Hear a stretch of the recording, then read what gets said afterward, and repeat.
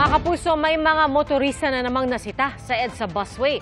At ang isa, nagpakilalang taga-US Embassy.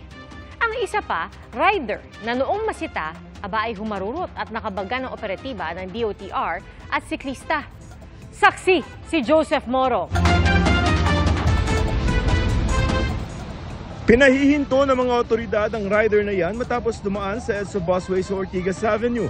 Pero imbes na tumigil, humarurot ang rider at nabangga ang isang operatiba mula sa DOTR Special Action and Intelligence Committee for Transportation o DOTR SAIC. Kahit may nabangga na, dumiretso pa rin ang rider at pumasok sa bike lane kung saan naman siya nakabangga ng isang nagbibisikleta. Doon na siya nahuli. Pinalaki mo lang yung ano mo.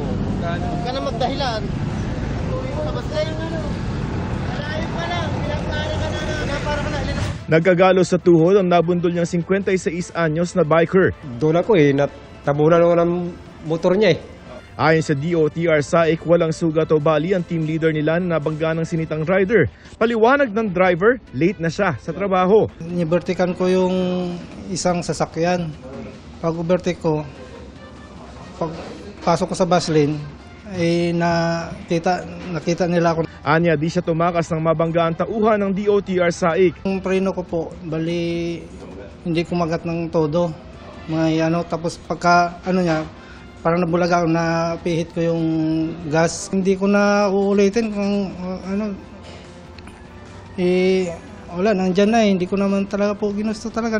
Pansamantalang ikukulong ang tumakas na rider dahil sa patong-patong na reklamo na ihahain laban sa kanya. Naharap siya sa mga reklamong direct assault, resistance and disobedience at abandonment of victim. Magkakandak pa tayo ng further investigation. Habang naghihintay tayo ng resolution sa fiscal, i-detain muna natin siya.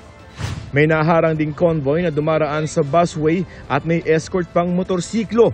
Nang hinga ng lisensya ang driver, nagbigay ito ng diplomatic passport at nang kunan ng litrato ng mga taga-SAIC na galit ang nagpakilalang taga-US Embassy. He is threatening to steal U.S. diplomatic material.